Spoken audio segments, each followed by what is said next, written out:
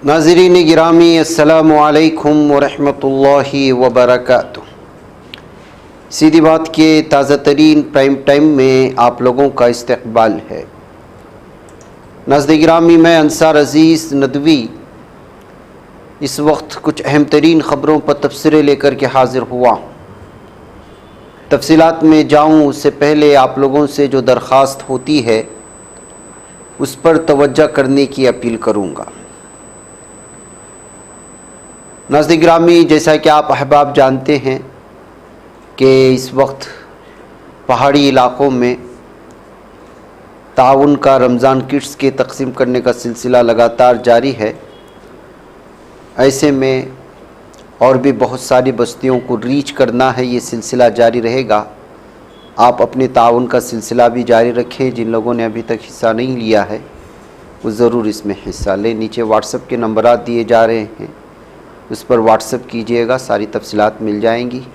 मज़ीद बस्ती की भी तस्वीरें आई हुई हैं आपके लिए, जो दुआएं हुई हैं कल इंशाअल्लाह आपके सामने पेश की जाएंगी। नाज़रीन गिरामी, महाराष्ट्र में एक मरतबा फिर नमाज मदरसा इस बात को लेकर के बहस शुरू हो चुकी है। नीतीश राणे ये महाराष्ट्र का वो हिंदुत्व चेहरा है जो नफ़रतों की हदें पार करता है। अलग अलग रियासतों में अलग अलग जहनियत के अलग अलग कुछ चेहरे बन चुके हैं। जैसे तेलंगाना की बात आती थी तो मलऊन राजा सिंह की बात आती है। यूपी में जाते हैं तो यहाँ 4-5 चेहरे, यहाँ तो हर शख्स मुखालिफत में ही बोलने वाला। आसाम में जाते हैं तो सीएम ही जो है वो नफ़रती शख्स निकलता है। उत्तराखंड में क्या सूरत हाल है आप जानते हैं। दिल्ली में तो 2-3 ऐसे चेहरे हैं जो मिश्रा और कपिल मिश्रा इस तरह के, यानी कि ये लोग हर रियासत में अपने अपने हिंदुत्व की ज़बान बोलने वालों को छोड़ दिया है। कर्नाटक की बात करें तो यत्नान मिलेगा, रवि मिलेगा। इन लोगों का काम रियासती सतह पर तरक्याती काम पर निगाह रखना नहीं है, मुसलमानों को गाली देना है, मदरसे के सिलसिले में कुछ बयान देना है और फिर जो है सुर्खियाँ बटोरना है। अब मिनिस्टर राणे, नीतीश राणे ने जो है मदरसे को दहशतगर्दी का अड्डा कहना शुरू कर दिया। अभी वहाँ पर चूँकि रमज़ान का महीना चल रहा है तो इदरीस नायकवाड़ी और दीगर लीडरान ने जवाब दिया है नमाज पढ़ने को लेकर के कि जो है किस तरह से बल्दिया के या म्यूनसिपल के या इस तरह की इसमें जो है नमाज पढ़ी जा सकती है। देखिए, इस सिलसिले में इस वक्त अबू आज़मी ने, समाजवादी पार्टी की जो लीडर है, उन्होंने भी जवाब दिया है और एनसीपी के एमएलसी इदरीस नायकवाड़ी ने भी इस सिलसिले में मालेगांव कॉरपोरेशन ऑफिस में कुछ लोगों ने जो नमाज अदा की थी उस पर जो ऑब्जेक्शन हो रहा है उसको लेकर के इन्होंने जवाबात पेश किए हैं। यानी अब महाराष्ट्र में कुछ दिनों के लिए जो मीडिया का मौजू रहेगा वो नमाज, मालेगांव कॉरपोरेशन ऑफिस में होने वाली नमाज और मदरसा है, क्योंकि नीतीश राणे ने इस तरह का तबसरा करके उनको उन्वान दे दिया है। सुनिए दोनों अहबाब क्या कह रहे हैं। बिल्कुल झूठ है, बिल्कुल झूठ है। टेररिज्म एक्टिविटी किसी मदरसे में, भारतवर्ष के किसी मदरसे में टेररिज्म एक्टिविटी होती ही नहीं है। अगर उनको चाहिए तो एक मदरसे में या 10 मदरसे में सीसीटीवी लगा दो और वहाँ एक कमरा भी दिला देंगे आपको, खाने का भी दिला देंगे आपको, वहाँ रहो और चेक करो।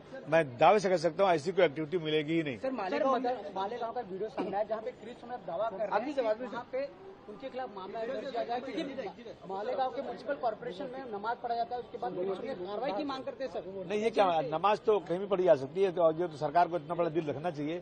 जो सरकार बार बार कहती है कि हम जो है डॉक्टर भीमराव अम्बेडकर के उसूलों पर चलते हैं, हम जो है छत्रपति शिवाजी महाराज के उसूलों पर चलते हैं, नमाज का टर्म फिक्स होता है। उनको इतनी घबराहट क्यों होती है? नमाज पढ़ते हैं तो देश के लिए दुआ करते हैं। कोई जगह अगर नमाज पढ़ लेते हैं तो इसको कोई बुरी बात तो नहीं, इसको सरकार को हवाला नहीं बनाना चाहिए। मदरसे बंद होने चाहिए ऐसी मांग कर रहे हैं। बिल्कुल नहीं। मदरसों में मदरसे वो हैं जो गरीब बच्चों को उठाते हैं, यतीम बच्चों को उठाते हैं, उनको खिलाते पिलाते हैं, उनको एक अच्छा इंसान बनाते हैं। और मदरसे वालों ने देश की आजादी में बहुत बड़ी लड़ाई लड़ी है, आजादी में बहुत कुर्बानी दिया है। ये झूठ मूठ का, ये पोलराइजेशन के लिए मुसलमानों के खिलाफ बोलते हैं। तो कहाँ पढ़ा जाता है? कुरान कहाँ रास्ते पर थोड़ी पढ़ते? कोई किसी ने दिखाया है? दिखाओ। महाराष्ट्र में कहीं रास्ते में कुरान पढ़ रहा है कोई? वो तो अपने अपनी इबादत गांव में पढ़ेंगे, अपने घर में पढ़ेंगे।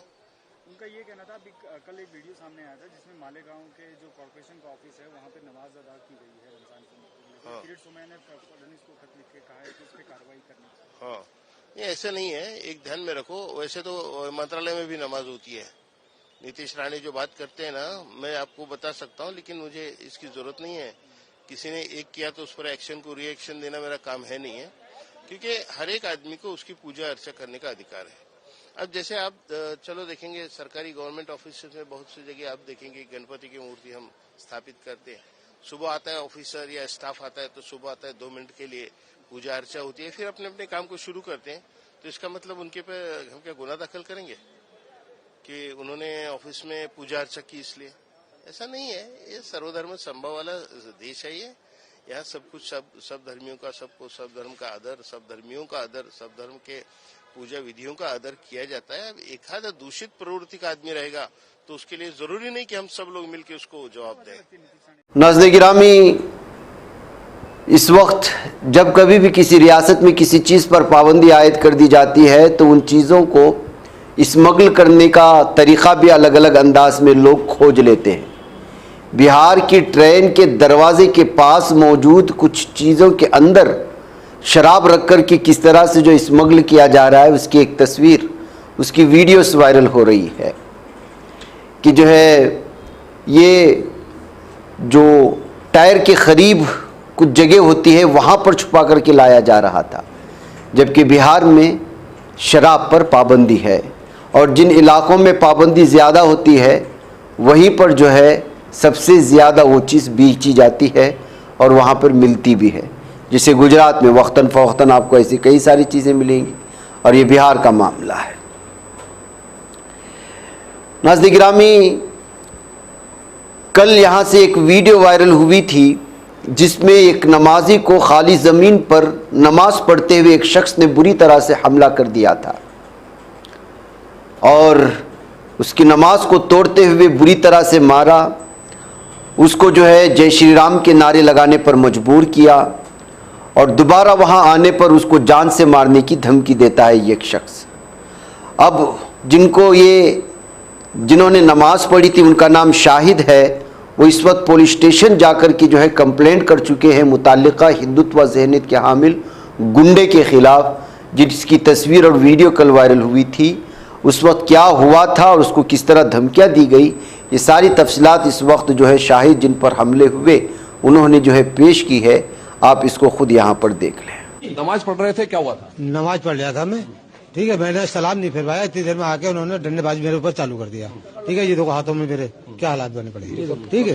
उसके बाद में मैंने उसके हाथ पैर भी जोड़े, मैंने भाई गलती हो गई, चलो ऐसी कोई बात है, मैं जा रहा हूँ, मैं दूसरी जगह नमाज पढ़ूँ, नहीं तो मैं अपने काम पे जा रहा हूँ। भुवन से ने फिर भी नहीं माना, फिर भी उन्होंने मुझे कम से कम 20 कदम तक उन्होंने डंडे बजाना शुरू कर ही दी। इतना पुलिस वाले भी आते हैं तो वो भी कम से कम समझा जाते हैं, नहीं साहब अब यहाँ गलती हो गई, अब मत करना। मतलब उन्होंने तो मानी नहीं मेरी बात। फिर तुम्हारे जैसा नारा भी मुझसे लगवाया, नहीं लगवा रहा था तो वो मुझे मारने की, नहर में ले जाने की धमकी दे रहा था। बोला मैं नहर में भी तो काट कर डाले दे रही हूँ, उसने ये बात मुझसे कहा। जी साहब, जबरदस्ती नारे लगवा रहे थे?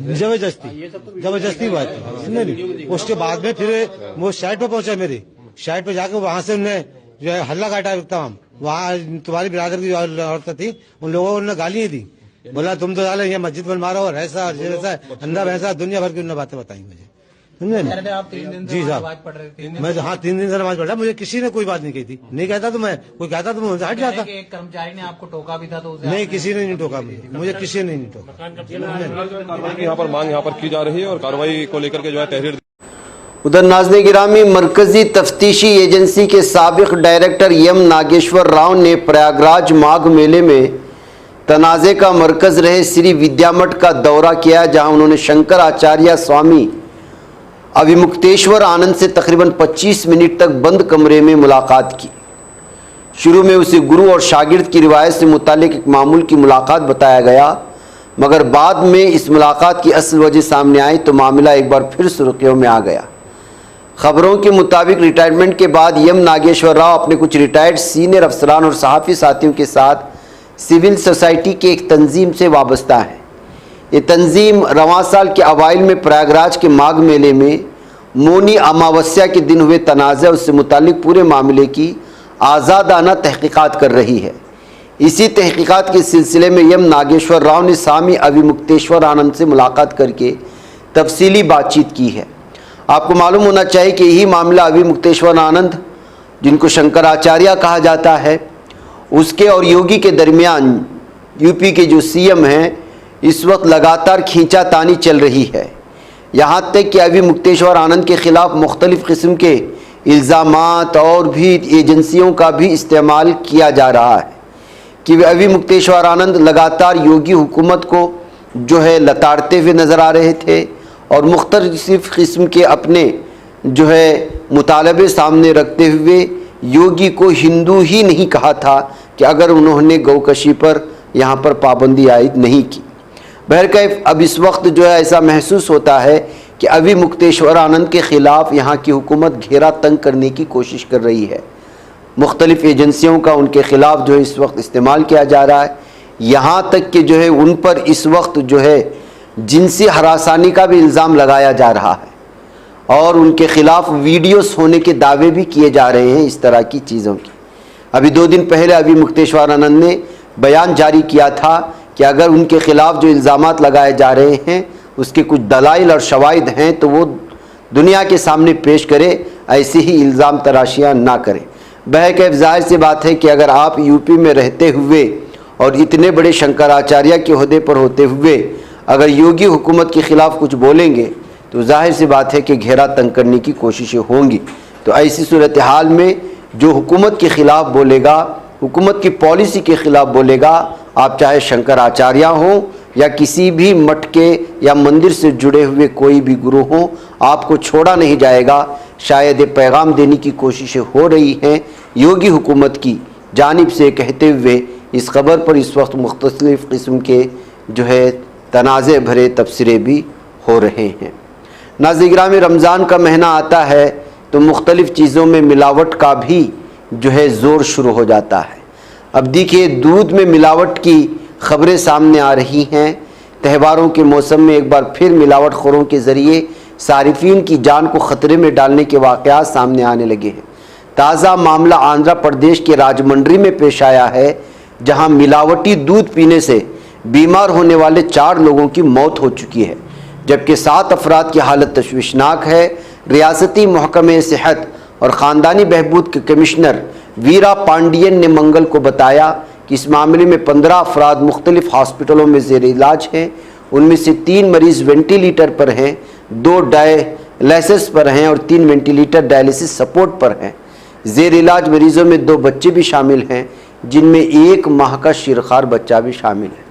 तो नाज़रीन, नकली चीज़ें पिला करके किस तरह से लोगों की जान के साथ खेला जा रहा है, खिलवाड़ किया जा रहा है, उसकी ये ताज़ा मिसाल है। नाज़रीन, इधर खबर आ रही है कि 64 ममालिक से पार्लिमानी ताल्लुकात मजबूत बनाने का फ़ैसला हुकूमत की जानिब से लिया गया है, जिसमें असुद्दीन ओवैसी को ओमान ग्रुप के चेयरमैन मुकर्रर किए गए हैं। लोकसभा स्पीकर ओम बिरला ने 64 ममालिक के साथ पार्लिमानी ताल्लुकात को मजबूत बनाने के लिए फ्रेंडशिप ग्रुप्स कायम किए। 30 ग्रुप्स की क़ियादत बीजेपी कायदीन करेंगे। 28 ग्रुप्स अपोजिशन अराकीन बशमूल कांग्रेस के 10 MP की ज़ेर क़ियादत होंगे। कुल हिंद मजलिस इत्तेहादुल मुस्लिमीन के सदर व रुकन parliament Hyderabad Asaduddin Owaisi Oman group के चेयरमैन हैं और डीन कोरिया को सऊदी अरब के ग्रुप्स की क़ियादत करेंगे। सी करण कुमार रेड्डी जनूबी कोरिया के ग्रुप के चेयरमैन भी मुकर्रर हुए हैं। कांग्रेस में शरी थरूर फ्रांस, मनीष तिवारी जापान और पी चिदम्बरम इटली के ग्रुप्स की सदारत करेंगे। दीगर सीनियर बीजेपी कायदीन इसराइल, सऊदी अरब, अमेरिका, रूस, मॉरिशस और यूरोपीय यूनियन की ग्रुप्स की क़ियादत करेंगे। ये इस वक्त जो है सारी तफसीलात सामने लाई गई हैं, यानी कि इन ममालिक के साथ खैर सगाली मुलाकात करेंगे और फिर जो है पार्लियामेंट के साथ उनके रवाबित को गहरे और मजबूत करने की कोशिश करना इनकी जिम्मेदारी होगी। उधर नाज़रीन, अमरीकी सियासत में उस वक्त भूचाल का शिकार है और ट्रंप को कई हलकों की मुखालिफत का सामना है। हाल ही में सुप्रीम कोर्ट ने उनकी टैरिफ पॉलिसी को गैर कानूनी करार दिया और अब उन्हें अपने इमिग्रेशन पॉलिसी पर सख्त मुखालिफत का सामना है। हाल ही में जब सदर डोनाल्ड ट्रंप अपने सख्त इमिग्रेशन कवानीन का तस्करा करते हुए तकरीर कर रहे थे, ऐवान के अंदर एक हाई वोल्टेज ड्रामा सामने आया। तकरीर के दौरान मिनेसोटा कांग्रेस की खातून रुकन इल्हान उमर ने अपनी नशिस्त से खड़े होकर ट्रंप को सबके सामने तुम कातिल हो कहकर पुकारा है। उन्होंने बात बार बार दोहराई और ट्रंप की आवाज़ दबाने के लिए अपनी आवाज़ बुलंद करते हुए नजर आए। इल्हान उमर का दावा है कि ट्रंप की सख्त इमिग्रेशन पॉलिसियां सरहद पर मासूम बच्चों और ख़ानदानों को मार रही है। उसने बराह रास्त ट्रंप को इन अमवात का जिम्मेदार ठहराया। हमेशा की तरह ट्रंप भी खामोश नहीं रहे। उन्होंने उमर को मुल्क से नफरत करने वाला करार दिया और कहा कि वह अमरीकी सलामती को ख़तरे में डाल रही है। ट्रंप ने अपनी तकरीर में गैरकानूनी तारिकीन वतन की मुल्क बदरी और सरहदों को मुकम्मल सील करने की वकालत की। इस वाक़े के फ़ौरन बाद इंटरनेट पर दो धड़े उभरे, जहाँ कुछ लोगों ने उमर की हिम्मत की तारीफ़ की तो वहीं ट्रंप के हामियों ने उसे सदर की तौहीन करार दिया। इल्हान उमर नाज़रीन गिरामी, आप जानते हैं कि जो है कांग्रेस की जो है पार्लियामेंट है और किस तरह से वो हमेशा से ट्रंप के ख़िलाफ़ बयान देते हुए कुछ चेहरे अमेरिका में हमेशा से सामने आए हैं। एप्स्टीन मामले में बिल गेट्स ने कहा कि मैं अपनी गलतियों की जिम्मेदारी लेता हूँ। गेट्स फाउंडेशन ने इस वक्त एक बयान जारी करते हुए अमरीकी अखबार द वॉल स्ट्रीट जर्नल ने इस बात का दावा किया है। वॉल स्ट्रीट की रिपोर्ट के मुताबिक बिल गेट्स ने मुलाजिमीन से कहा कि एप्स्टीन के साथ वक्त गुजारना और फाउंडेशन के अफसरान को भी इन मीटिंगों में शामिल करना गलत फैसला था। रिपोर्ट में टाउन हॉल की रिकॉर्डिंग का हवाला देते हुए बताया गया कि गेट्स का कहना है कि मैं अपनी गलती की वजह से जिन लोगों को इसमें घसीटा गया उनसे माफ़ी मांगता हूँ। काबिल ज़िक्र है कि अमरीकी महकमा इंसाफ के ज़रिए जारी दस्तावेज़ात से पता चला है कि एप्स्टीन की सज़ा पूरी होने के बाद भी गेट्स और एप्स्टीन की कई बार मुलाकातें हुई। इन मुलाकातों में गेट्स के इंसान दोस्त कामों की तौसी पर बातचीत हुई थी। उधर तुर्किया फ़िज़ाइया का F-16 लड़ाका तैयारा टेक ऑफ के फ़ौरन बाद गिरकर तबाह होने की खबरें सामने आई हैं, जिसमें पायलट की जान गई है। वज़ारत दिफा से मौसूल इब्तिदाई इत्तलात के मुताबिक हादसे में पायलट की मौत हुई। तैयारा गिरने की वजह अब तक मालूम नहीं हो सकी। हादसे की तहकीकात शुरू कर दी गई है। यह हादसा बुरसा अजमेर हाईवे के पास हुआ। इत्तला मिलते हैं एम्बुलेंस और पुलिस की गाड़ियाँ जाए उक़वा पर पहुँची हैं। बहरकैफ एक मुल्क का फ़िज़ाइया तैयारा अचानक गिरकर वो हादसे का शिकार होता है तो फिर दिफाई निज़ाम को लेकर के सोशल मीडिया में उस पर ज़्यादा असरात पैदा हुए नज़र आते हैं। नाज़रीन गिरामी, दाइश की दुल्हन इस वक्त जो है मशरिक़ वस्ता की एक ऐसा मौजू है जिस पर बहुत ज़्यादा इस वक्त तस्वीरें किए जा रहे हैं। शाम में वाक़े रोज कैंप, जहाँ दाइश तंजीम से वाबस्ता ख़वातीन और बेवाएँ मुकीम हैं, एक बार फिर ख़बरों की जीनत बन गया है। ये कैंप, ये पेशरफ्त अल-हौल कैंप का बाब बंद होने के बाद सामने आई है, जिसे शामी अफवाज ने खाली कराकर वहाँ के मकीनों को मुंतकिल किया। रोज कैंप दाइश से वाबस्ता अफराद का दूसरा बड़ा और ख़तरनाक तरीन कैंप समझा जाता था, जिसमें मुख्तलिफ़ कौमियतों की ख़वातीन मौजूद थी, यानी मुख्तलिफ़ ममालिक की। अल अरबिया और अल हदस ने इन ख़वातीन और बेवाओं से खुसूसी मुलाकातें की, उनके हवाल जानने के लिए खुसूसी इंटरव्यूज़ किए। इस दौरान दाइश की दुल्हन कहलाने वाली शमीमा बेगम की खुसूसी तस्वीर भी सोशल मीडिया पर वायरल होने लगी और उनके इंटरव्यूज़ भी। शमीमा बेगम साल 2015 में 15 साल की उम्र में लंदन से अपनी 2 स्कूल की सहेलियों के हमरा शाम पहुंची थी, जहां उसने दाइश तंजीम के एक रुकन से शादी की थी। उसके 3 बच्चे पैदा हुए, मगर वो सब शेरखारगी के दौर में ही वफात पा गए। ये उसकी पुरानी तस्वीर है, जबकि उसकी इस वक्त की असल तस्वीर बुरक़े में है, वो आपके सामने पेश की जाएगी। ये नौजवान खातून 2019 से शाम के रोज कैंप में हज़ारों दीगर गैर मुल्की ख़वातीन और बच्चों के साथ रह रही हैं। कामशल्ली के देही इलाके में वाक़ इस कैंप के अंदर दाइश की ख़वातीन और बच्चों की सूरत हाल का भी जायज़ा लिया गया है। वाज़ेह है कि कैंप अब भी सीरियन डेमोक्रेटिक फोर्सेस के कंट्रोल में है और 34 ऑस्ट्रेलियावी शहरियों को निकालने की कोशिश में नाकामी के बाद ये मामला दोबारा आलमी तवज्जो का मरकज़ बन चुका है और यहाँ मौजूद ख़वातीन की अलग अलग कहानियाँ अलग अलग एतबार से दुनिया में सुर्खियाँ बटोर रही हैं। नाज़रीन, मुझे इजाज़त है। अस्सलामु अलैकुम व रहमतुल्लाहि व बरकातहू।